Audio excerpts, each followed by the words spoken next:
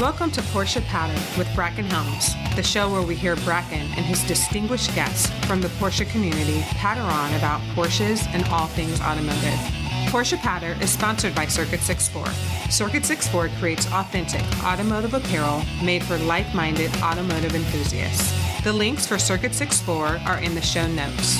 Okay, let's get to it. So I've mentioned before that not everybody that's going to be on my podcast is going to be famous. I'm probably going to have podcasts occasionally with Crazy Bill Patton on it. He's not famous, but his stories are pretty entertaining. Okay, this one actually has good audio other than I thought, oh, let's go to the library. The library's quiet and would be a perfect place. Yeah, it was quiet at the library, but the little rooms that they put you in that you reserve are made of like glass walls and stuff. So the echo is so bad. Who would have thought that? I thought I was doing my due diligence. Oh, I'll record it at the library. It'll be quiet and it'll be like perfect place. No, it's like Echo City. Anyway, in this one, he mostly talks about PCA stuff and his involvement in PCA. So if you think PCA stuff is boring, then you don't have to listen. Anyway, here goes some crazy stories by Bill Patton. I need the makeup guy. There is no makeup guy. Can I be my usual obscene self? What? Do you want me to be the natural Bill, or do you want me to be an actor? Be you. That'll be easy. Okay. Mr. Right Place, Right Time. Bill Patton. First time I met you, I thought for sure you were full of shit with all the stuff you were telling me. The truth is, I probably lied about everything. Honestly, at first, I thought for sure all this cannot be real. And then I started like, okay, why would he lie? And I was still like unsure even when I went to talk with Jerry Woods, and he's like, oh yeah, he's a storyteller, but it's all true. So remind me where we first met. I think it was at Easy. Yeah. And you were standing in front of that. I was with my daughter actually came that first time I saw you. I remember was there. that. And yeah, you were blabbering. And I thought you were talking about your car, and like some of the stuff you were saying didn't really make sense. But I thought that white 914-6 behind you was your car. Mm. And so you just kept talking. And finally, eventually, you're like, no, that one's mine. And I'm like, that's the car in Panorama. And you're like, yeah, that's what I said. It's the art car. And I'm like, oh, that's crazy. And I'm like, I read that article. And then did you know who I was? Because I didn't know who you were. No, I had no idea. Because I'd already talked to Bob Garrettson at that point. So I dropped his name. And of course, you're just like, oh, I know him. And I'm just like, okay. Well, and then somewhere along the line, you said Pete Stout. And I'm like, oh, well, I know Pete Stout pretty well. And then you were telling me all this other stuff. Well, I know everybody. I'm just lucky. That's my game. Is I was the guy that knew everybody but didn't do anything. I just was taped to their backsides. So I guess I'll just start, like some of this stuff I've heard some of these stories, but these are kind of bullets, and I guess I'll just try to keep you in line, because I know you're going to go out and I'm going to be like, wait. Well, let's get back to the question. I'll cooperate however you want. But I was actually thinking about this. I'm like, is this going to be better if he just goes off? Because there might be stuff that I don't know about. Well, but who knows? Maybe you'll catch me in a lie. Oh, I know. Like I have written down what you told me. And if it's different, then you'll know I lied. Yeah. So let's go through some of your PCA. And I was on my way to Sacramento from Oakland. And I had a flat tire on the causeway. And I was parked on the causeway with a flat tire and no spare. And there were 4 Porsches coming up the road, and they waved at me as they went by, and then they stopped. They pulled over on the causeway. And one of the cars backed up, and all the people came back. There were about 8 or 9 of them. And one guy, I swear to God, loaned me his spare out of his 356. Like he's sure he's going to see it again. And the 9 of them gave me this big speech about PCA, and I thought it meant Presbyterian Club of America or people, something. I didn't know what it even stood for. And they said, oh, no, it's Porsche Club of America. So I got back to the Bay Area, and I somehow looked it up and found it and joined Golden Gate. Okay. Some of your PCA qualifications and credentials. Do you know what they are, or do you want me to tell you what they are? I've picked some of them up. Okay, along the way. I'll tell you my version. This is what I would want the guy to say about me. This is Bill Patton.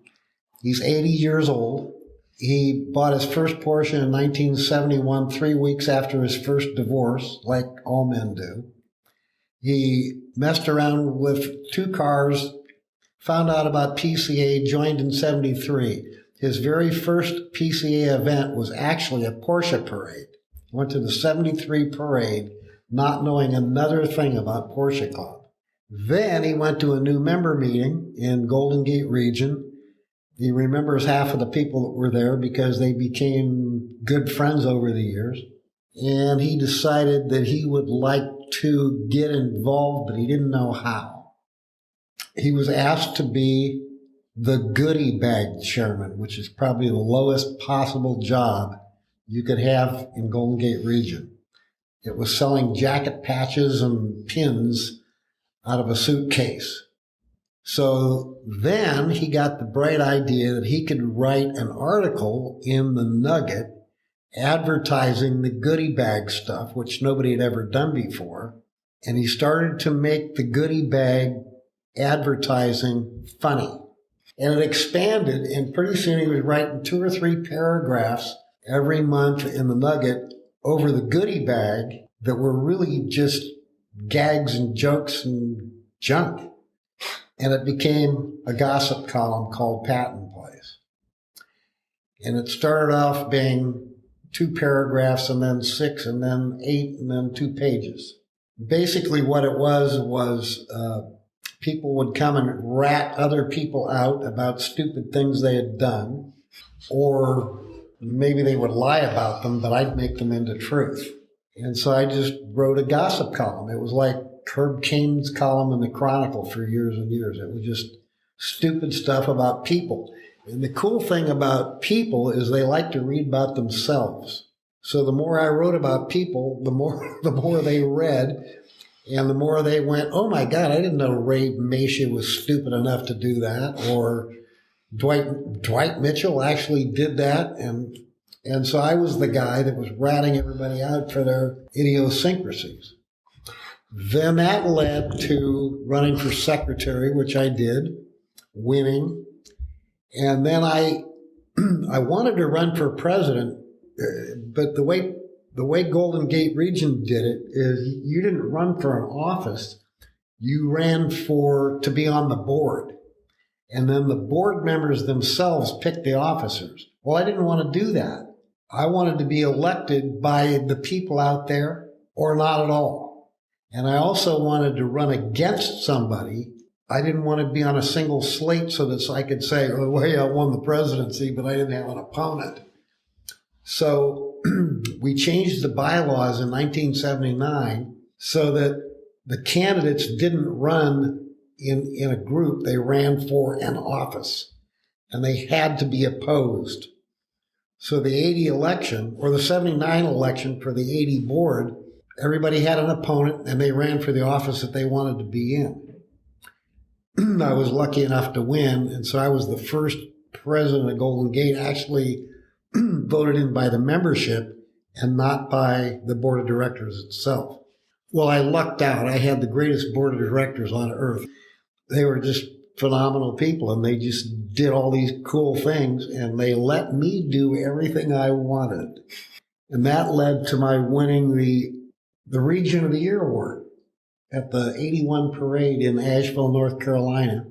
And then I won Enthusiast of the Year. Well, now I was on the map as far as PCA was concerned nationally. And I got appointed to be first I was appointed to the Parade Advisory Committee in the capacity of the financial guy. Now, I don't know anything about money, so it wasn't like a treasurer. What it was the guy who knew how to go get money, lie to sponsors and convince them to give you money. That's a joke. Well, so I had that job, And then I was asked to be the National Public Relations Chairman, and I jumped at that because that's my favorite kind of work. So I got to do all the national charity work and also all the national sponsorship work, which are the two things that just meet at my intersection. Those are the two things I really like to do a lot because I get to work with people, and that's the name of the game.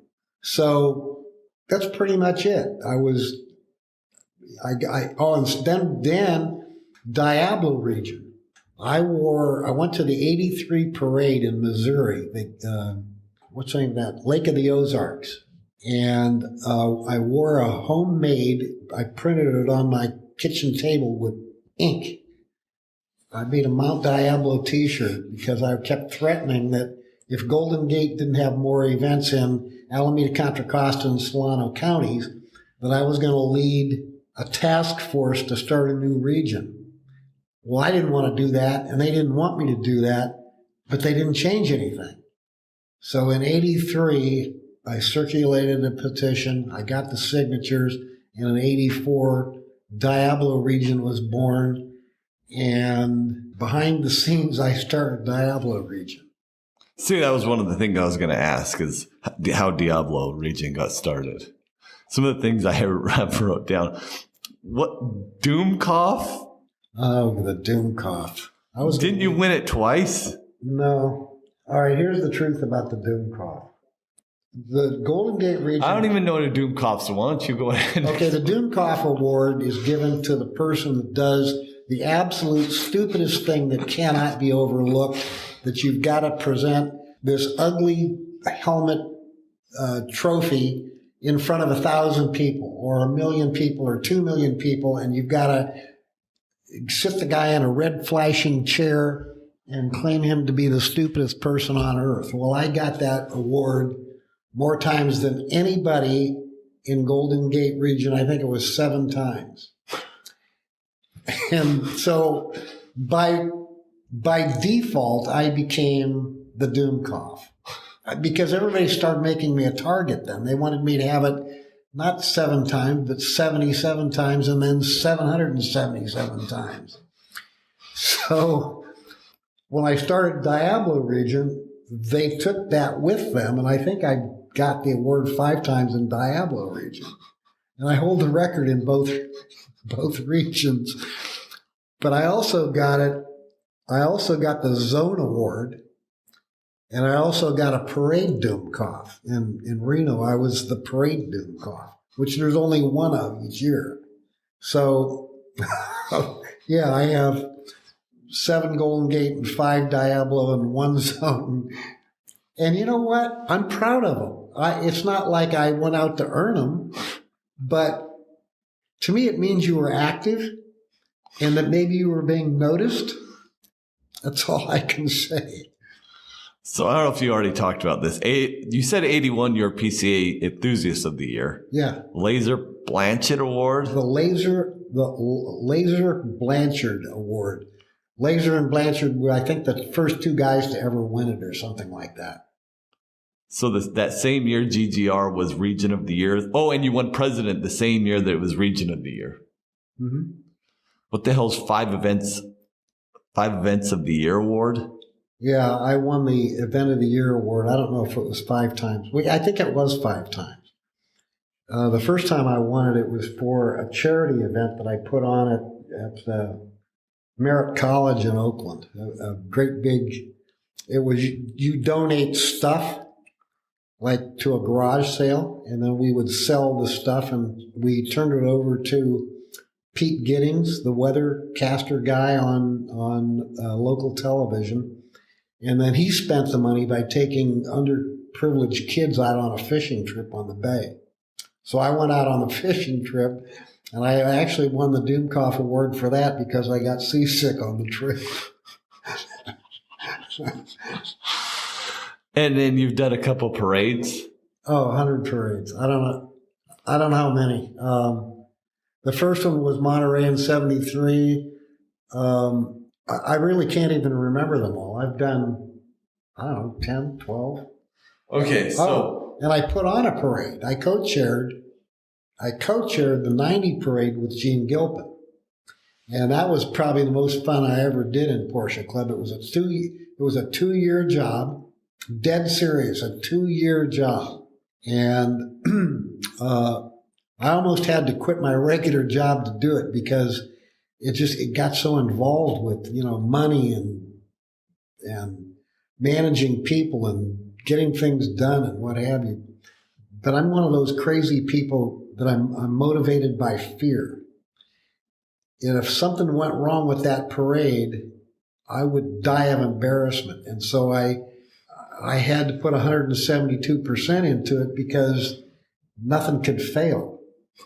And I also had to have my paranoia had to stretch to Gene, because if Gene did anything wrong, the parade would fail and my name would be associated with it. So I was always calling Gene and saying, "Hey, did you think about this, or did you do that, or what have you?" He used to tell me to just shut up. Bill, shut up. Oh, tell me the story about how you were asked to run for national board or PCA, and the national board. The national board is selected by a nominating committee. A very good friend of mine was the chairman of the nominating committee, which almost seems like cheating. I didn't really want to be on the national board. I wanted a job at the national level, but I didn't want to be on the national board. The reason was, once you're there for the rest of your life. It's like, I think it equates to 8 years. Maybe it's 10 years. Because you have to do treasurer, secretary, vice president, president, and then after president. So I thought, 10 years, are you kidding? I knew what it took to be president of Golden Gate. It wore me out. And I don't want to be president of Golden Gate again, much less do I want to do each job for 2 years. That's craziness. So my friend called me and he said, "Your name's come up for the national board." And I said, I have an answer for you. I've thought about this before. I'll run for president and nothing else. And he said, "Goodbye." And I said, "Thanks for calling." Now, in retrospect, why would I do that? Like I said, I didn't want to go through the spaces. I didn't want to be the treasurer of PCA for 2 years or 6 years or 19 years and then move to secretary. And I just didn't want to dedicate that kind of time. And I also didn't want to work that hard. My theory was that I really thought I'd be a good president. Who knows whether that would have been true or not? In retrospect, I think maybe not. Because I was really arbitrary about it. I made it very clear that, and I said, you know what, this is not a glory deal. This is just how hard I want to work. I'll work really hard as president for however long I'm there, but I don't want to work 100 years to get there. Dennis Thovson was the president of PCA following Hank Malter. Hank was a very good friend of mine, and Hank suggested that I be involved nationally in some job. Thovson was the guy that followed him. But Thovson did a really bad thing as far as I was concerned. He actually put out advertising. He campaigned for the presidency of PCA. And at that time, they had elections where the people ran against each other. They don't do that anymore, which is ridiculous. So Thovson put out a national memo, and he went direct to all the people in PCA, direct, with a mailer that says, "Here's why you should vote for me."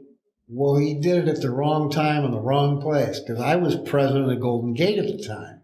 And the minute I got that in the mail, I put an article in the Nugget saying, "Do not vote for Dennis Thovson.